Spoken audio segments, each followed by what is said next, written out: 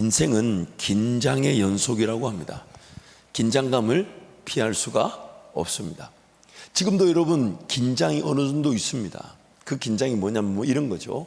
담임 목사가 오늘 설교를 잘할까 못할까, 뭐 그런 긴장감들, 또 뭐 여러 가지 머릿속에 드는 생각들은 다 그 긴장감을 가지고 그 문제 어려움이 동반되는 것이죠. 그래서 제가 그 긴장감을 이렇게 한번 쭉 이렇게 살펴보면서 긴장감도 한 두 가지 종류로 나눌 수가 있는 것 같아요. 물론 이것은 제가 임의로 큰 카테고리 안에서 나눠봤는데, 첫 번째 긴장감은 그 원인과 이유를 알 수 없어서 당하는 긴장감이에요. 무슨 긴장감요? 당하는 거. 그래서 막 이거 왜 이렇지? 왜 이런 일이 일어날까? 이건 도대체 어떻게 풀어야 되는 걸까? 어떻게 해결해야 되는 걸까? 그 원인과 이유를 몰라서 이렇게 당하게 되죠. 그래서 히브리서 2장 말씀 보면 그 당하는 우리의 삶의 형편에 대해서 뭐라고 얘기냐면 흘러 떠내려 가더라. 정체 없이 당하는 거죠. 계속해서 인생에 나도 모르는 사이에 변수, 어려움, 아픔, 상처, 문제, 인생이 조용한 날이 있을까요, 없을까요? 여러분 인생이 평안한 날이 많았나요? 어려운 날이 많았나요? 제가 확신하건대 평안한 날이 많았으면 여기 예배 자리에 안 왔을 거예요. 어려운 날이 훨씬 많았습니다. 그 긴장감이 오늘 우리에게 있죠. 또 어떤 일이 일어날까? 또 어떤 문제가 생길까? 그래서 우리가 그런 원인과 이유를 제대로 파악하지 못하는 그런 당하는 긴장감이 있습니다. 두 번째 긴장감은 긴장은 긴장하는데 조금 그 원인과 이유를 이해할 수가 있어요. 그래서 이 긴장감은 의도된 긴장감이라고 말할 수 있어요. 따라할까요? 의도된 긴장감. 의도된 긴장감. 그 의도됐다는 말은 삶이 흘러 떠내려가는 것이 아니라 목표를 설정하고 그 목표를 향하여 헌신하고 수고하기를 힘쓰고 그 일을 달려갈 때, 그런데도 불구하고 뭔가 생각지 못했던 처리해야 될 일들이 일어날 수 있지만, 그러나 그건 우리가 알죠. 어느 정도 위험을 감수하리라 여겼던 길이었기 때문에 그 긴장감은 어느 정도 이거는 처리될 수 있어, 이건 해결할 수 있어, 이건 반드시 처리되어야 돼. 왜? 뭐가 있으니까요? 목표가 있으니까, 방향이 설정됐으니까. 그래서 그 의도된 긴장감으로 살아갈 수 있습니다. 여러분, 오늘 우리의 삶에 이 긴장감을 제가 중요하게 다루는 이유가 뭐냐면, 내가 무엇에 긴장하고 있는가에 따라 삶의 결정이 달라집니다. 시간을 어떻게 써야 되고 물질을 어떻게 써야 될지 그 선택의 기준이 나의 긴장감이라는 이 감정을 통해 그것을 결정하게 됩니다. 그리고 그 긴장이라는 것은 반드시 유발되어진 문제 어려움을 동반하고 있습니다. 처리해야 되고 보살펴야 되고 지켜야 되고 세워야 하는 그 삶의 모든 순간에 이 긴장감이 동반되죠. 그래서 지금 내가 가장 소중하게 여기는 그 일은 내가 가장 긴장하고 있는 일입니다. 이거 당장에 처리해야 돼, 이거 당장에 해결해야 돼, 이게 가장 중요해. 왜? 긴장되어져. 그래서 그 긴장이 어디서 긴장이 되는지가 굉장히 중요합니다. 사람마다 긴장을 느끼는 그 정도와 어떤 자기만의 준비 혹은 실력이 다르죠. 부모가 자식을 기르다 보면 자식들이 좀 올바른 방향에서, 목표에서 그 발달 단계에 그때가 아니면 안 되는 그런 일에 좀 긴장했으면 좋겠어요. 그렇지 않아요? 그래서 애들이 공부해야 될 때 공부에 대한 긴장감을 딱 가져서, 그래서 우리 집에도 셋이 있지만 그 중에 누구라고 말하진 않아요. 그리고 이름을 말하면 등장 비용을 10,000원을 줘야 돼. 그러니까 여러분, 우리 집에 얘기를 하거들랑 걔일 것이다, 추측도 하지 말고 찾아가지도 마요. 걔가 그럼 또 난리가 나, 10,000원 내라 마라. 또 이게 어느 놈 10,000원 받고 끝날 일은 감사한데 또 마음이 토라지면 아유, 질풍노도의 시기의 자녀는 하나님보다 더 무서워요.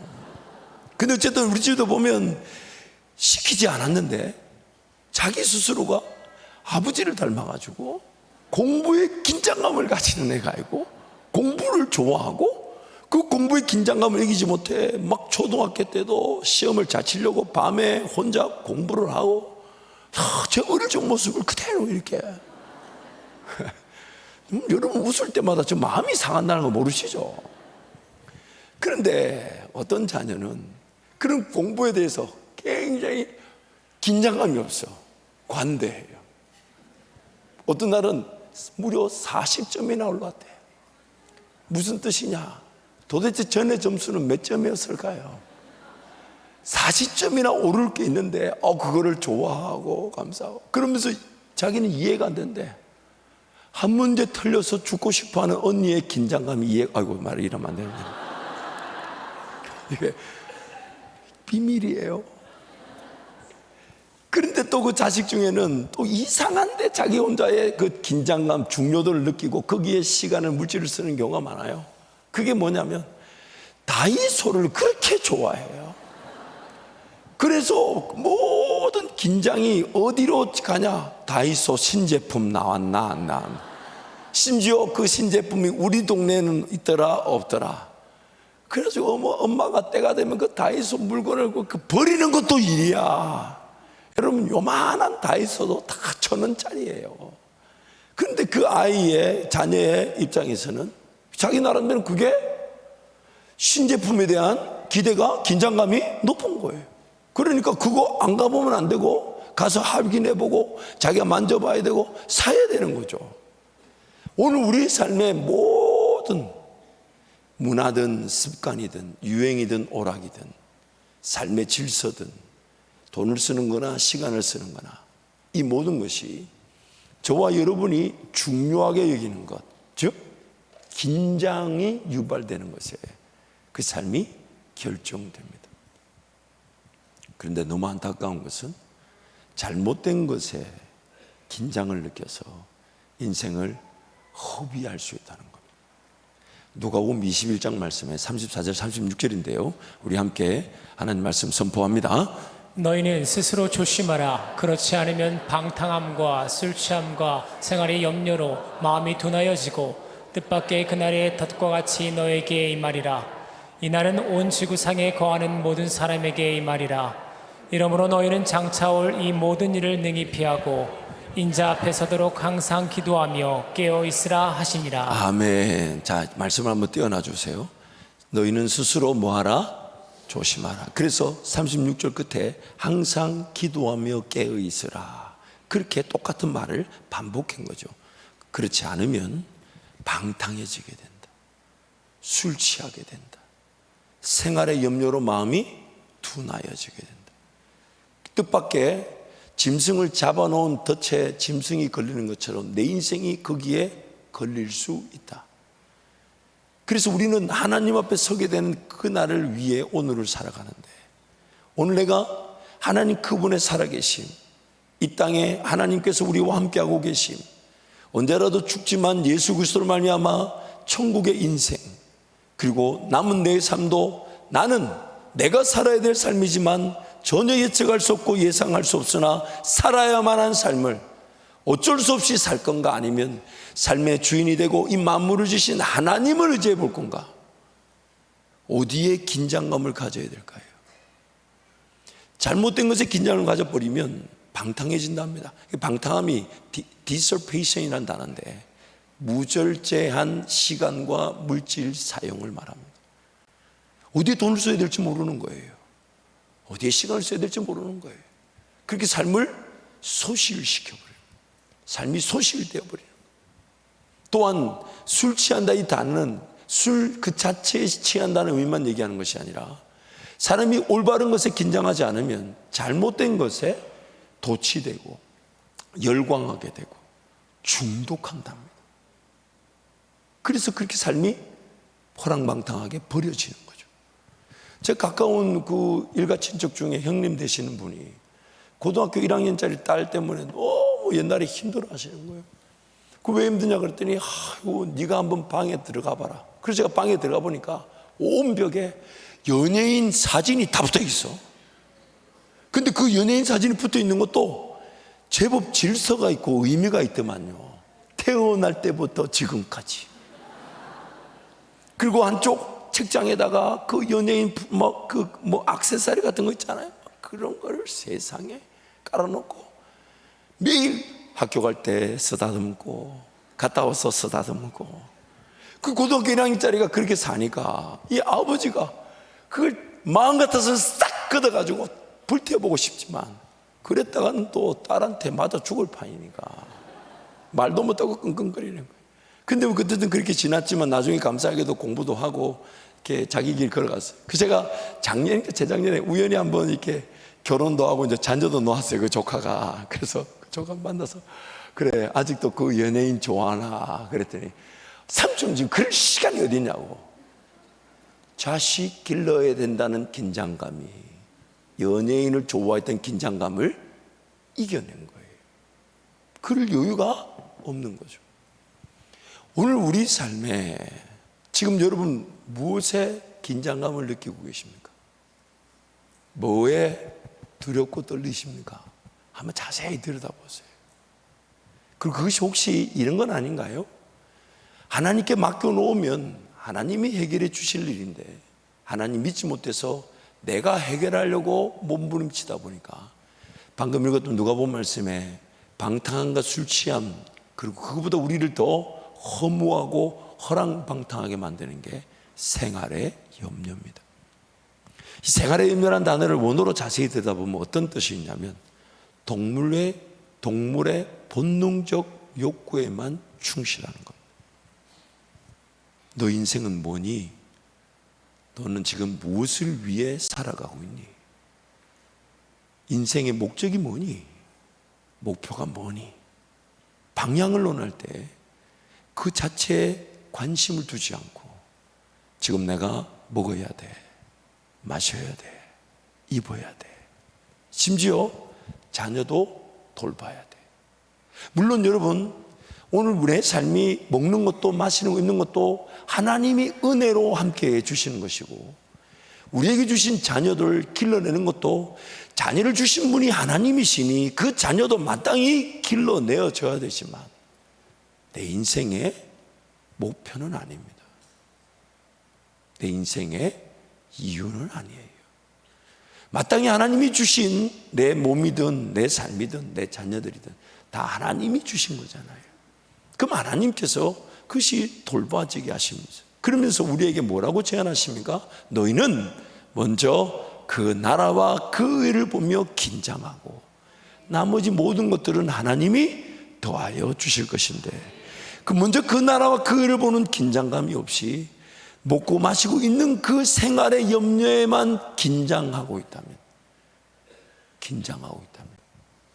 그래서 아브라함에게 100세가 된 아브라함에게 하나님 이삭이라는 아들을 주셨을 때 도로 내놓으라 하신 이유가 이런 건 아닐까요?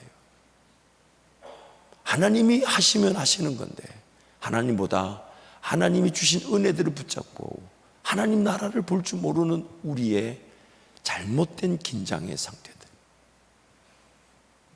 예수님께서 오늘 본문 말씀 보면 예수님이 그는 죽음에서 능히 건져내 주실 분에게, 하나님에게 심한 통곡과 눈물로 간구와 소원을 올려드렸다. 예수님의 긴장감을 볼 수가 있어요. 얼마나 긴장하셨냐면 심한 통곡과 눈물. 그런데 그 예수님이 긴장하셨던 것이 무엇이냐면 죽음에서 능히 건져내어 주실 분. 그런데 예수님은 죽으실 필요가 있었나요, 없었나요? 안 죽어도 되시는 분인데 누구를 위해 죽는 겁니까? 자기 백성들, 저와 여러분. 그런데 그 죽음에서 건져내 주신 하나님의 은혜를 위해, 그 역사를 위해 그것이 얼마나 긴장이 되었던지, 지금 뭘 먹어야 되는지, 뭘 마셔야, 뭘 입어야 되는지, 어떤 길을 걸어가야 되는지, 어떤 삶을 살는지 이런 게 아니라 인류 온 역사 가운데 예수님 이전과 그때와 예수님 이후, 예수님 다시 오시는 그날까지 하나님이 선택하신 자기 백성들의 죽음에서 건져낼 그 역사를 예수님 인생 최고의 긴장감으로 심한 통곡과 눈물로 간구와 소원을 하나님께 올려드렸다는 것입니다. 오늘 저와 여러분은 어디에 가슴이 뛰고 있습니까? 항상 기도하고 깨어 있으라 하셨던 주님 말씀처럼 우리는 긴장하지 않으면 긴장을 당하게 되거나 마음이 둔하여져서 인생 자체를 긴장도 하지 않은 채 그냥 풀어놔버립니다. 그래서 술 취하고, 그래서 방탕하고, 그래서 그 자기 삶에 동기부여된 자세를 가지고 살아가려고 하지 않는 겁니다. 올바른 건강한 긴장을 가지지 않으면 인생은 그 방탕함과 술 취함과 생활의 염려로 버려지게 되는 것입니다. 무엇에 이름 가슴이 뛰고 계십니까? 무엇에 긴장하여 지금 당장 하나님의 은혜가 아니면 안 된다고 기도하고 계십니까? 아니면 긴장이 안 돼서 기도조차 안 되는데 그냥 삶을 두고 있는 건 아닙니까? 기도가 안 되는 이유는 그만큼 긴장감이 꼭 어렵고 힘들고 내 힘으로 풀지 못하는 일을 만나면 얼마나 기도하러 잘합니까? 긴장감이 이로 말할 수가 없죠. 당장 해결하지 않으면 안 되니까. 그러니까 여러분, 가만히 내버려 놨다가 긴장을 당하다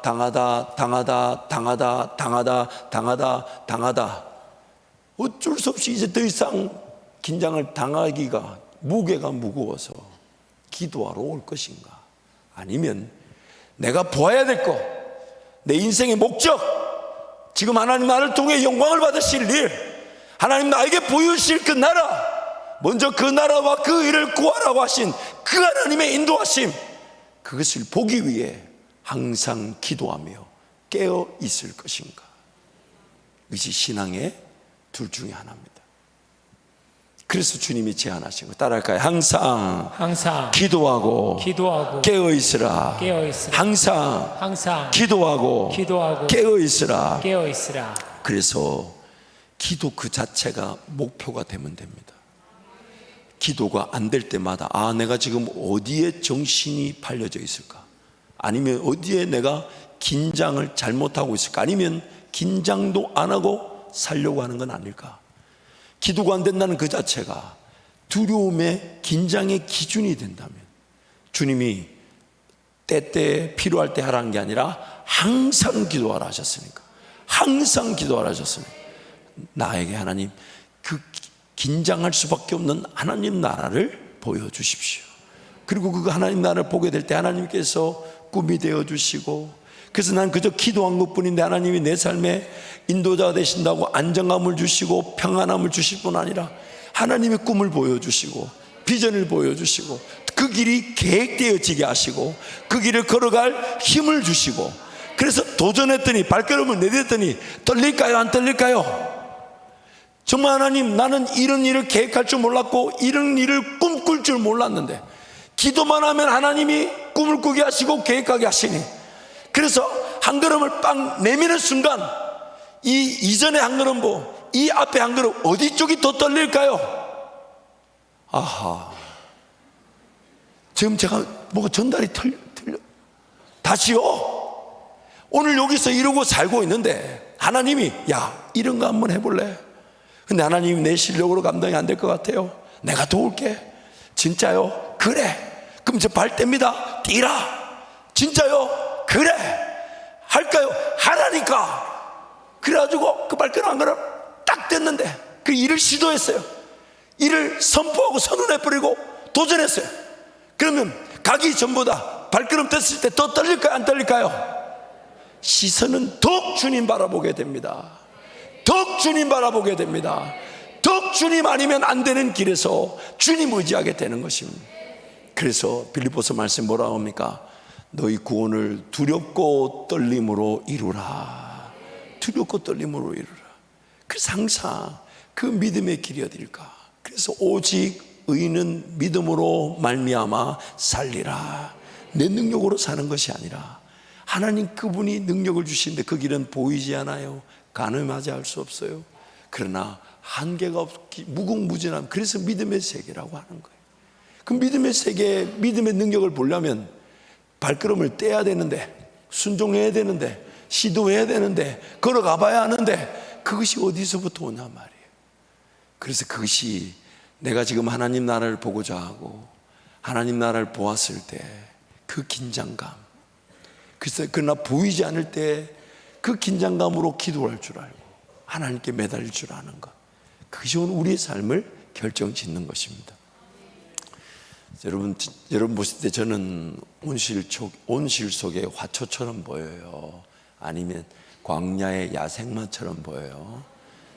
그래, 잘 아시네. 온실 속의 화초는 아니지요. 온실 속의 화초는 아니죠. 그러나 감사한 것은 하나님께서 저에게 주신 은혜대로 길을 걸어올 때마다 돈이 없어서 일이 안 된 적은 한 번도 없었습니다. 하나님의 꿈이 없어서 시도하지 않았던 것이지. 어느 정도 물질이 갖춰지고 사람 생기면 여러분 꿈이 나타날 것 같습니까? 아니요. 꿈과 비전, 즉 믿음으로 걸어온 길에서의 얻어진 물질과 사람이 아니면 하나님이 그것을, 그 물질을, 그 사람을 쓰지 않으십니다. 벌어본들 소용이 없어요. 소용이 없어요. 그러나 하나님은 언제든지 보여주시면 보여주시는 대로 채우실 거니까. 그럼 우리가 관심 어디다 둬야 되겠습니까? 내 가진 것, 내 실력, 내 돈에 관심을 둬야 되나? 아니면 하나님이 보여주셔서 걸어가자 하시는 그 길에 신경이 곤두서야 할까요? 제가 이제 2013년 성탄절에 저희 교회 와서 대학부를 이제 섬기게 됐죠. 대학부를 딱 맡으니까 이 대학부 학생 한 120, 30명이 출석을 하고 있었는데 이 사람들이 어떻게 불을 붙일까? 그렇다고 그 사람들을 평가할 필요는 없어요. 왜냐하면 어떻게든 하나님께서 은혜를 주시면 어느 부서 어느 사람이든 다 살아나게 되니까 이 내 역할이지. 그래서 어떻게 하면 저 대학생들을 유혹할까, 꼬실까, 기도하러 달려오게 만들까, 이 기도하는 거죠. 하나님 어떤 걸 계획할까요? 어떤 걸 준비할까요? 그러면서 이제 보니까 대학생의 때에 특히 방학 기간, 직장하고 이제 일터로 나가면 사실 그 방학만큼 좋은 시간 다시 오지 않잖아요. 그러면 이 방학 기간에 해외 여행 겸 선교를 가자 해야 되겠다. 그래서 이제 보니까 그때 당시에 단기 선교 1년에 20명, 30명 채 가지 않더라고요. 그러니까 이 단기 선교를 갈 수 있도록 좋은 떡밥은 뭘까? 좋은 미끼는 뭘까? 사람을 낚는 어부가 되게 하신다 하셨으니 저부터 미끼를 잘 끼워야 될 거 아닙니까? 그래가지고 기도하는 중에 제가 안 그래도 미국에서 왔으니까 단기 선교 여행지를 미국으로 선포했어요. 물론 리더십과 우리 장로님들한테는 멕시코라고 얘기했습니다. 왜? 일단 멕시코 갔다 선교하고 미국 들렀다 올 거니까. 그래서 미국 간다 하니까 세상에 한 44명 정도가 신청을 했어요. 그래가지고 이게 기회다 싶어서 앞으로 모든 모임에 잘 나와야 이게 갈 수 있다 해가지고 44명에게 새벽 4시에 중보기도실로 다 와라.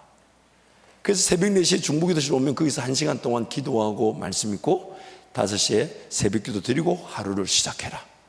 그래서 선교를 가야 된다. 그랬더니 40명이 다 오는 거예요. 왜?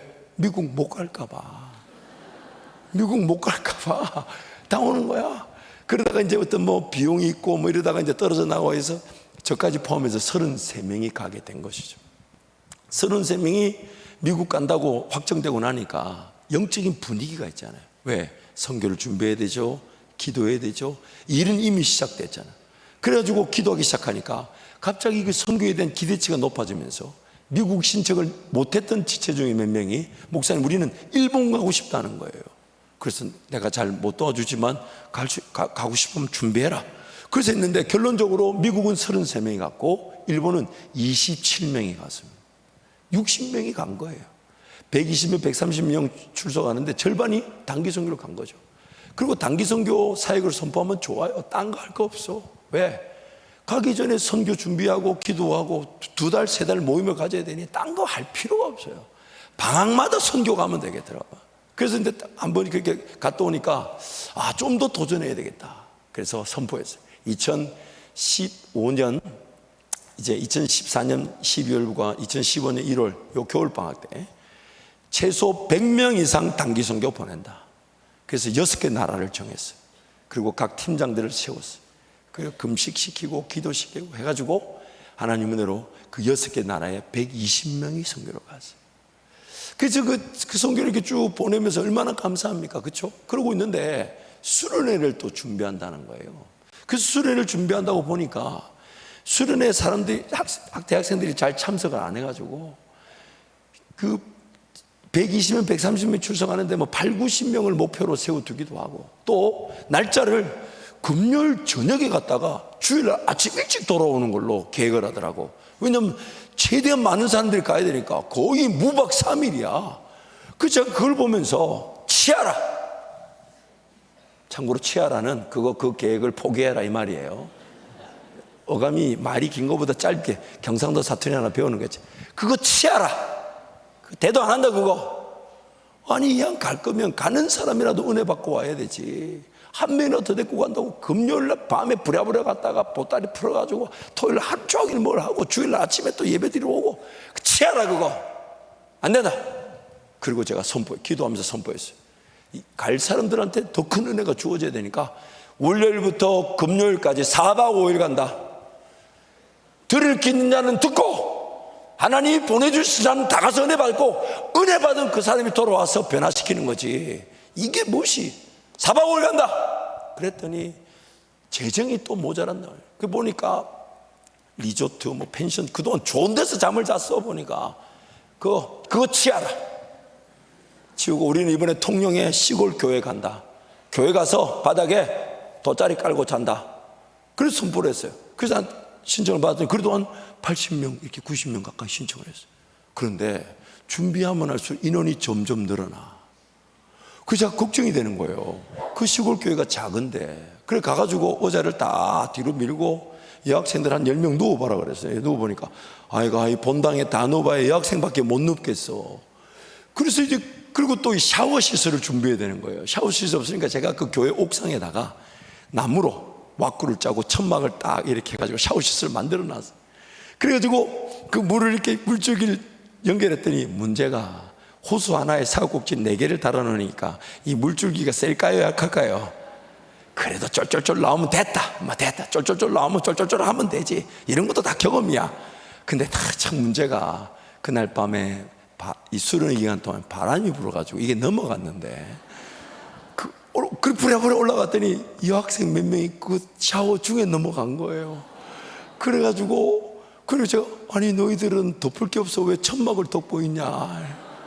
어쨌든 이게 그렇게 우여곡절이 있었어요. 기어이 수련회 딱 갔는데 평상시에 120명 130명 출석하고 수련회 8, 90명도 안 와가지고 금요일 저녁에 가서 주일날 아침 오자는 그 수련회에 144명이 왔습니다.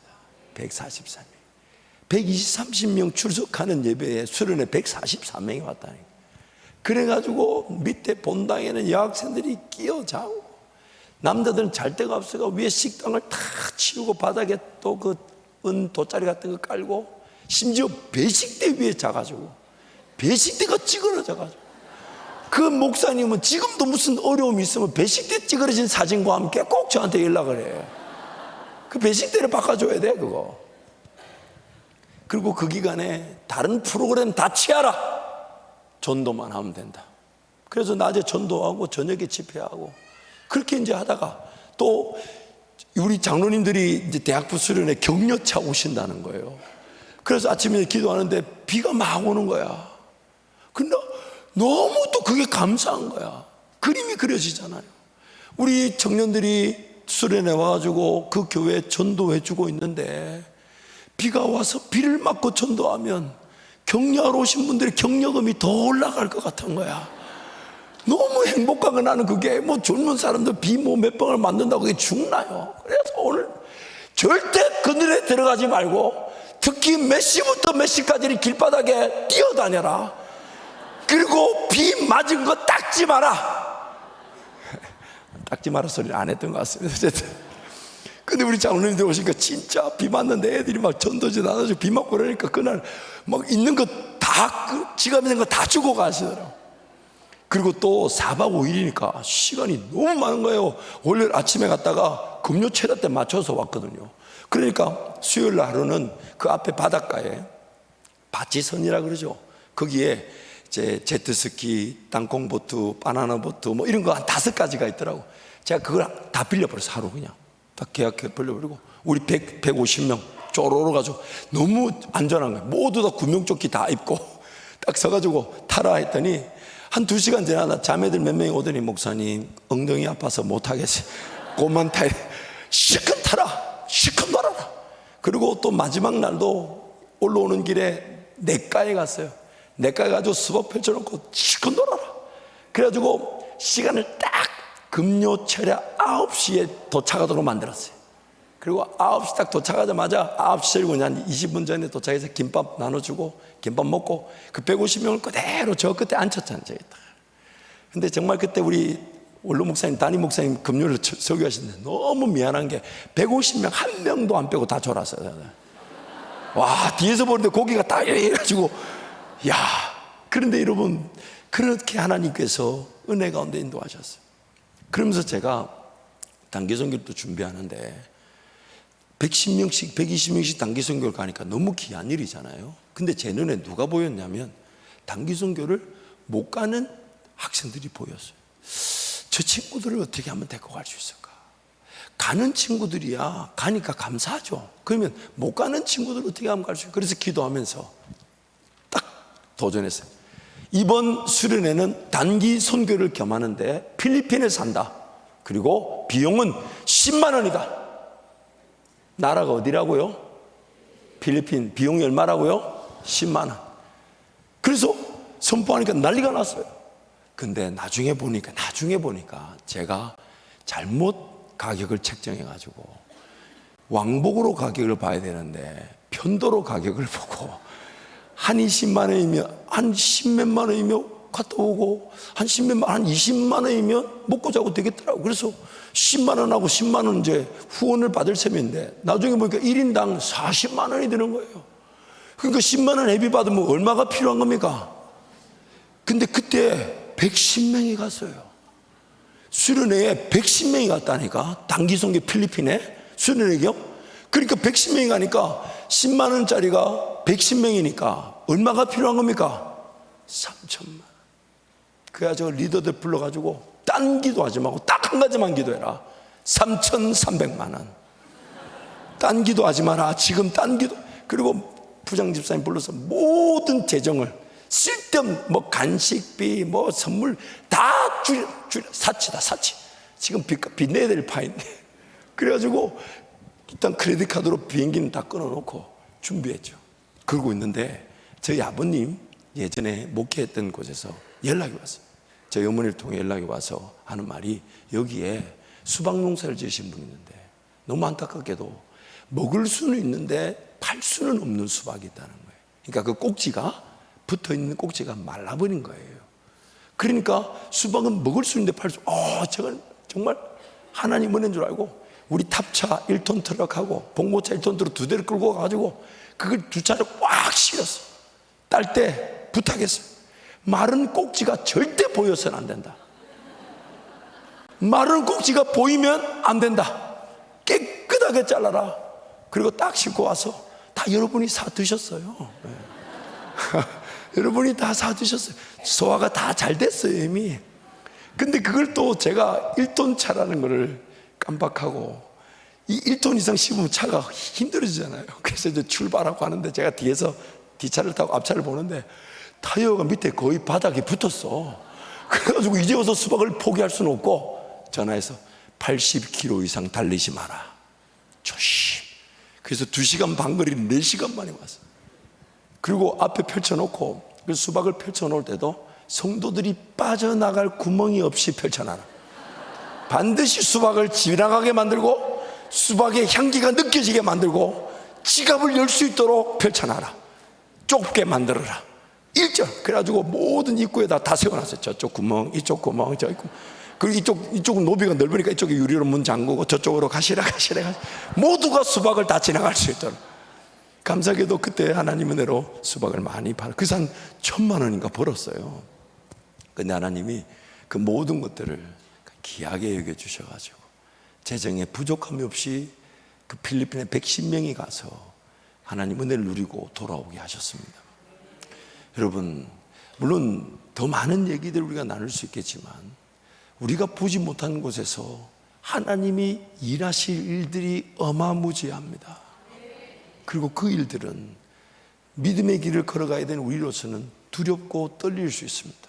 하지만 그 하나님 나라를 보지 못해서 엉뚱한 곳에 긴장을 느끼면서 언제 죽을지도 모르고 내가 살아야 될 삶이지만 내 삶의 미래조차 가늠하지 못한 채 열심히만 해야 된다는, 그러다 보니까 자연스럽게 생활의 염려, 먹고 마시고 입는 문제, 그게 전부인 것처럼, 혹은 자식들 잘 되고 자식들 길러내고, 그게 마치 인생의 내용이고 목적인 것처럼 그렇게 둔하여질 수 있다는 거예요. 그러므로 오늘 우리가 기도해야 될 제목은 뭡니까? 하나님, 내 눈에도 하나님 나라가 보여지게 하여 주십시오. 나의 삶을 통해, 내 가정을 통해, 자녀들을 통해, 또 우리 교회를 통해 하나님 나라가 보여지게 하여 주십시오. 저는 두 가지 기도 제목을 갖고 있어요. 첫 번째는 하나님, 우리 교회 공동체 규모가 있으니까 우리 성도들과 더 잘 연결되게 하시고 더 잘 결합되고 더 많은 사랑을 주고 받게 해 주십시오. 그래서 우리가 그 사랑의 끈끈한 관계로 걸어가야 될 그 길을 걸어가도록. 그래서 두 번째 기도 제목은 저와 여러분, 우리 한밭제일 모든 성도가 하나님이 보여주신 꿈에 우리가 기도하면서 그것이 동의가 되지 않아도 그 일에 발자국을 내딛는 순간, 그래서 그 일을 시작했다는 이유로 기도하지 않으면 안 될 만한 일들이 펼쳐지게 되어서 성도들이 항상 기도하고 깨어있고자 그렇게 하나님 앞에 쓰임받는 성도와 교회가 되게 하여 주옵소서. 그 즐거움, 그 행복, 여러분, 그러므로 하나님 지금 그런 걸 우리에게 보여주기를 원하신단 말이죠. 그래서 저를 한번 따라 하실까요? 하나님, 나의 눈을 열어 하나님 나라를 보게 하옵소서. 그것이 내가 쓰임받고 내 일터가 쓰임받고 내 가정이 쓰임받고 우리 교회가 쓰임받는 은혜의 시작점이에요. 그리고 하나님은 결코 다 어차피 그 하나님 나라를 우리 실력, 우리 능력으로 못하는 거 아닙니까? 하나님, 그러나 오늘 나의 수준에서부터 한 걸음을 내딛게 하시는 것으로 그 일이 시작되게 하실 수 있어요. 그래서 하나님께 보여달라는 겁니다. 하나님 깨닫게 해주십시오. 하나님 보여주십시오. 그래서 그런 하나님 나라의 그 역사들에 대한, 그래서 그 일을 이루고자 하는 그 긴장감이 더해져서 마땅히, 여러분, 저라고 그런 어떤 돌봐야 될 일에 대한 긴장감이 없겠습니까? 이미 기도 제목으로 여러분 부탁드렸고 기도하고 계시리라 확신합니다만은, 저희 살아도 이제 8월달에 가면 계약하면 집에 살아야 되는데 집을 아무리 둘러봐도 빈집이 없어요. 계약하러 갔는데 계약을 못했어요. 그래서 저도 그 기도 제목이 필요하고, 오늘 새벽에도 너무 그 기도 제목이 떨리니까 그냥 그렇게 결론 내버렸어요. 하나님, 텐트 칠하는 줄 알고 다리 밑에다가 재우죠. 그게 중요한 게 아니니까.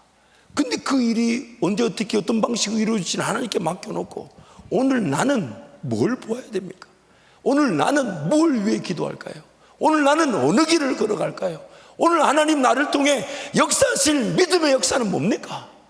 오늘 성도들과 함께 어떤 꿈을 꾸고 어떤 꿈을 나누며 어떤 비전 앞에 함께 불타오라서 항상 기도할 수밖에 없는 그 하나님 나라, 그 영광을 보기를 원합니다. 그것이 우리 인생의 목적인 것입니다.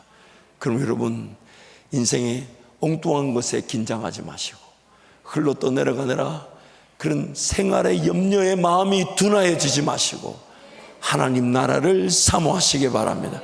여러분의 삶에서, 가정에서, 일터에서부터 하나님이 역사를 드러내실 것이니까, 하나님이 아니면 안 되는 일들이 꿈꾸어지게 하시고 계획되게 하시고 시도하게 하시고 도전하게 하시고 열매를 맺게 하실 것이니까 그 일을 기대하십시오.